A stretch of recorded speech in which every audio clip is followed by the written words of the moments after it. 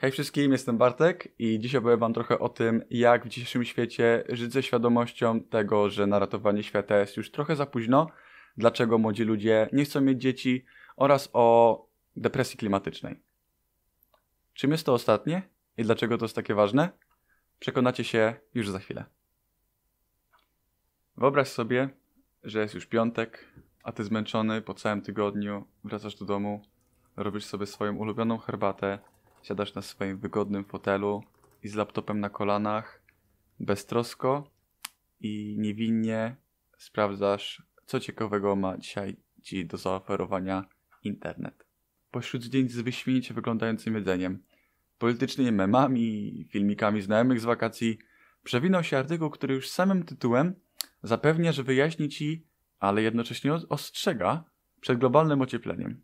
Temat cię zainteresował, tak więc przeklikując dalej linki napotykasz się na takie tematy jak zero waste, recykling, dieta roślinna, ale też przedzierasz się przez ogromną wyspę śmieci na oceanie, wywóz śmieci do krajów trzeciego świata i przemysłową hodowlę zwierząt. Trafiłeś na takie źródła, które zmotywowały cię do zmian, albo chociaż do przemyślenia swoich dotychczasowych przyzwyczajeń i nawyków.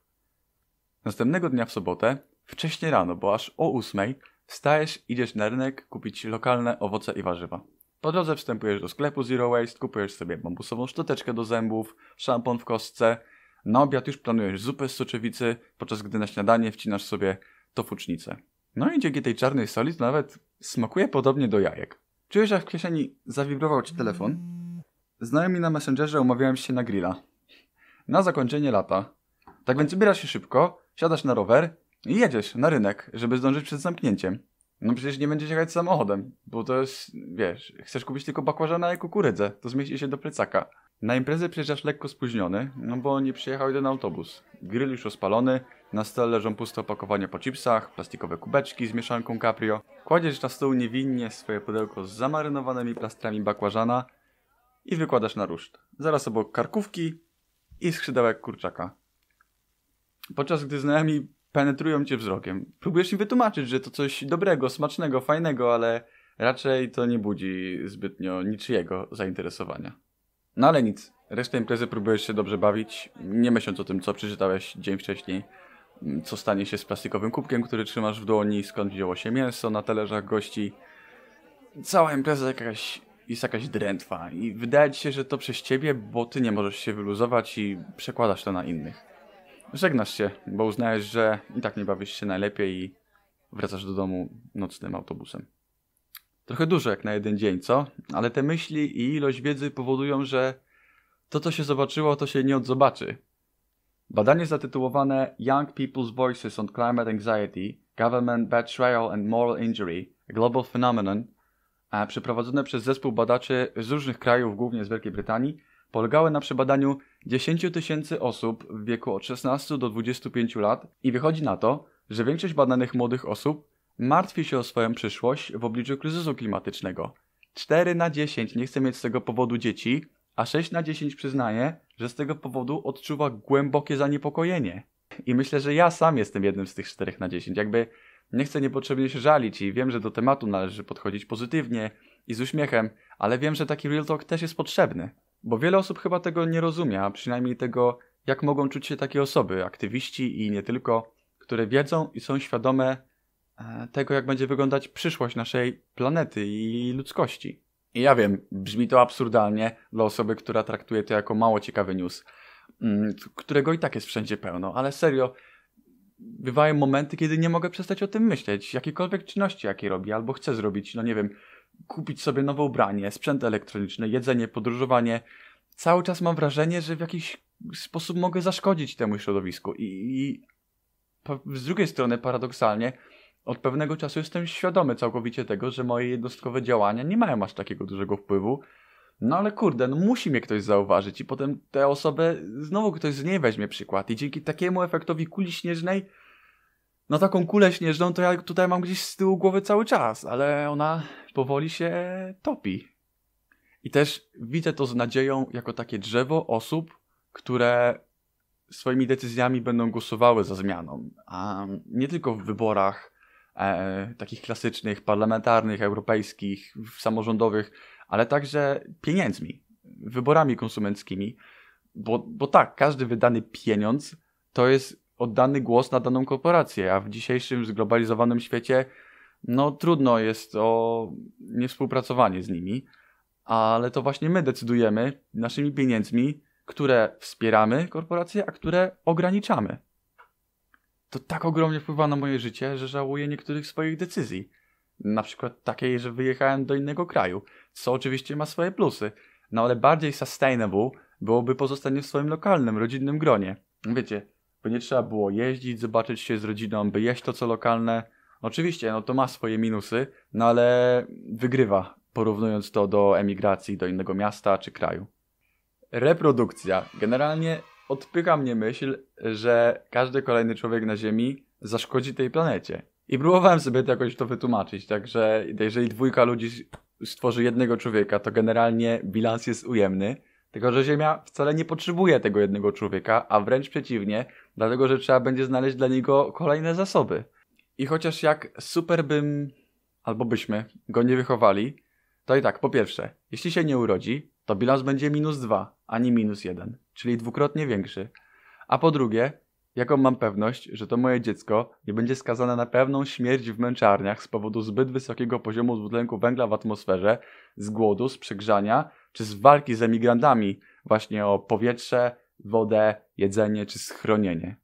I jasne, można zaufać tym na górze i oddać im się w ich ręce, tak jak na przykład załataliśmy dziurę ozonową.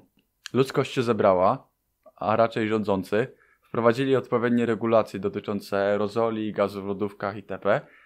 I sytuacja się poprawiła, bo zareagowaliśmy w porę i było jeszcze wiele takich sukcesów. I problemem nie jest tylko globalne ocieplenie, ale także odpady, które zanieczyszczają wodę i wałkowane w kółko zarządzanie pożywieniem. I chodzi mi głównie o hodowlę przemysłową zwierząt.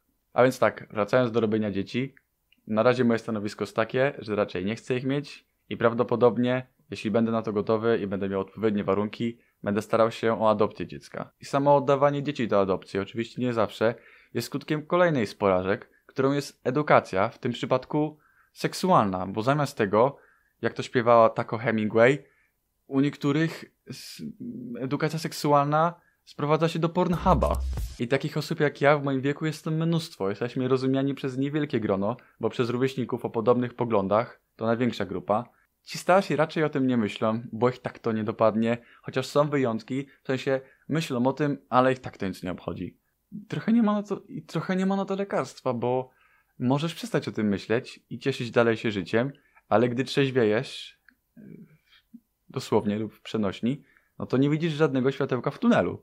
I jedyne co pozostaje to nadzieja, otaczanie się ludźmi, którzy nie olewają tematu, bo reszta, gdy widzisz ich wygodne zachowania w stylu używania jednorazowych opakowań, jedzenie mięsa, czy codzienna jazda do pracy, gdzie szybciej byłoby dojechać do pracy autobusem, no i jeszcze o ile szybciej, no bo wyobraźcie sobie, co by było, gdyby zamiast 50 samochodów, które stoją w korku na ulicy, przejechał jeden autobus, który w środku ma 50 pasażerów, nie? Jakby serio, nie wierzę, że codziennie musisz jechać samochodem do biura czy na uczelnię, nie? Jesteś dorosłym człowiekiem, come on! Jeżeli masz grubszą skórę i cierpliwość, to w grę wchodzi jeszcze ewentualny wspólny lub indywidualny aktywizm, mniejszy lub większy. Tutaj mogę polecić młodzieżowy strajk klimatyczny i Greenpeace, albo mniejszy, czyli rozmowę na ten temat ze znajomymi i z rodziną. Ale tu pojawiają się schody, bo to często rodzi niemałe konflikty interesów, bo gdy jesteś już przekonany i dumny z siebie, że udało ci się zmienić swoje przyzwyczajenia i nawyki, twój znajomy czy ktoś z rodziny potrafi ale jeden schabowy świata nie zmieni. Zgasić cały twój entuzjazm. No i niestety ma rację, tylko że takie zdanie powinno być rozpoczęciem dyskusji, no ale niestety rzadko jest. Tak więc drogi widzu, droga widzko, słuchaczu, słuchaczko, jeżeli ty też, tak jak ja, nie olewasz tematu i troszczysz się o losy naszej planety, to gratuluję, szacun, rób tak dalej, ale jeżeli ogląda lub słucha mnie ktoś, kto jeszcze nie do końca jest przekonany, to proszę chociaż nie zamykać się na swój utarty i wygodny świat. Dzięki. Musiałem się wygadać. Ten materiał był trochę pesymistyczny, ale obiecuję, że na moim kanale tak nie będzie przez cały czas. Jeśli jesteś ciekawy jakie są moje sposoby na to, żeby ograniczać odpady, na dietę roślinną, na niskoemisyjne podróżowanie, to zapraszam Cię do subskrypcji, do lajkowania tego wideo i do pisania komentarzy, dlatego że mam mnóstwo pomysłów na materiały, tylko po prostu muszę wiedzieć, że jesteście nimi zainteresowani. Tak więc do następnego i cześć! No to jeszcze raz. Kamera. Grill już rozpalony, na stole leżą puste opakowania, bla bla bla bla bla. Kładziesz na stół niewinnie swoje pudełko z zamarynowanymi kawałkami kurczaka. Kurwa, z czym?